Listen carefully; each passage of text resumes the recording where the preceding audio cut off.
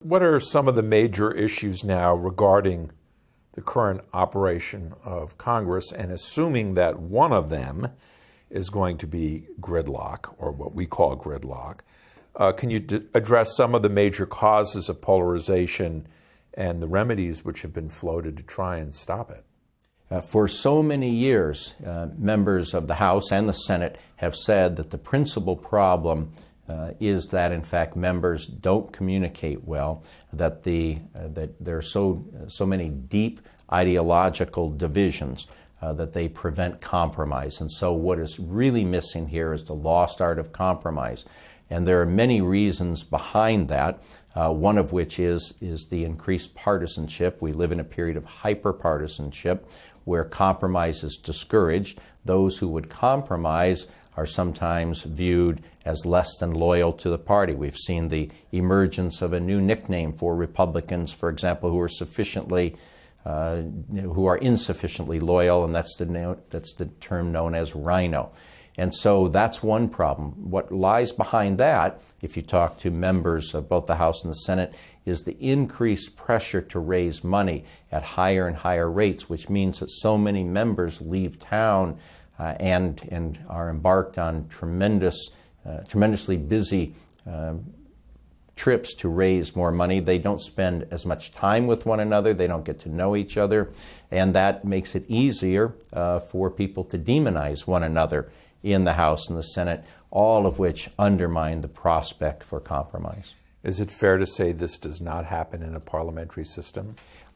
Far less likely to happen in a parliamentary system. There can, of course, and there are many points of discussion and debate, but the parliamentary system affords more protections against this. Because? Primarily because the members in the majority party are the ones who are driving the legislation. They see that their legislation will in fact be carried forward by the Prime Minister. Can you talk about some major differences about the leadership of the House and the Senate? What are the major differences between them? The Speaker of the House has tremendous power, in not only power to move the agenda, but to punish people through many devices, including assigning very small offices to those who have fallen out of favor with the Speaker. On the Senate side, the Senate leader, in fact, has to deal with the fact that the Senate is an old boys club. It's been now infiltrated by many women, not enough certainly, but there's a greater sense that there's a need to play by the rules to get along for purposes of discussion and debate and getting things done. The House, on the other hand, seems so madcap, and the House Speaker has a great deal of difficulty in herding so many cats. Let's talk about the roles of majority rule and compromise, the roles that they're supposed to play in congressional deliberation. So let me ask you, what is the regular order by which a bill becomes a law? What are the advantages and disadvantages to that? If, in fact, regular order is followed, then it's a clear-cut path that proposals are raised. The proposal can then be assigned in the form of a bill to the proper standing committee. The standing committee then can assign it to the appropriate subcommittee where hearings can be held in full view of the American public. Experts and interested parties can be asked to testify, and this can assure many people that the issues under consideration are being given a full hearing, a fair hearing, are fully vetted. What's the current practice in the creation and passing of bills? Advantages and disadvantages to those things? Well, what the principal criticism leveled by Democrats against Republicans and by Republicans against Democrats is that the leadership for 15 or 20 years now has essentially attempted to freeze out the minority party, not providing an opportunity for all members to add or to at least raise the issue of amendments to propose legislation, essentially stilling the voices of the minority party. And of course, this has led both parties to call for a pox on the House of the other when it comes to exerting leadership. Is the filibuster the only veto point, if you will, where the minority can derail something, or are there other veto points?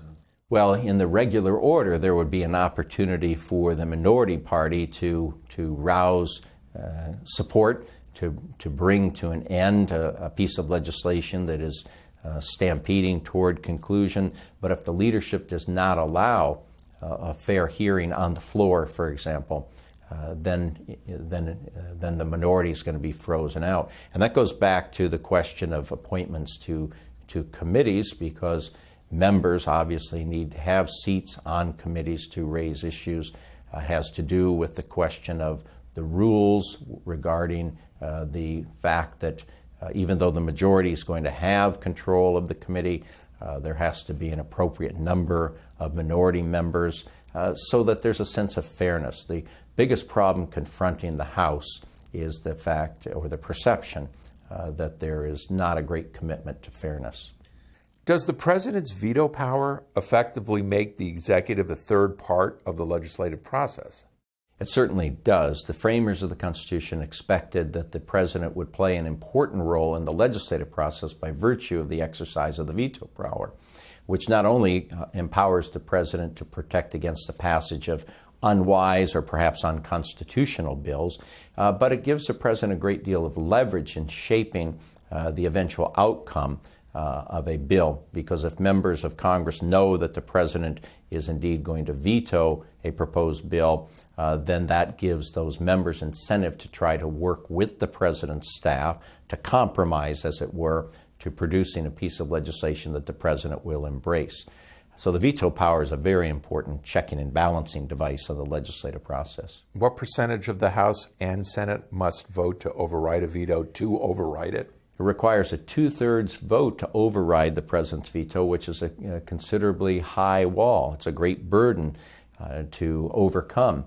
And so members have to recognize that they need to deal with the concerns or the opposition to particular bills raised inside the White House. Do you think that the veto power is consistent with majority rule?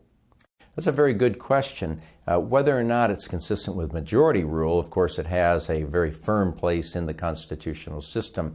I would say that it does have, that it is consistent with majority rule, because in this regard, it can be said that the president is reflecting the will of many people across the nation in checking legislation passed by the House and Senate.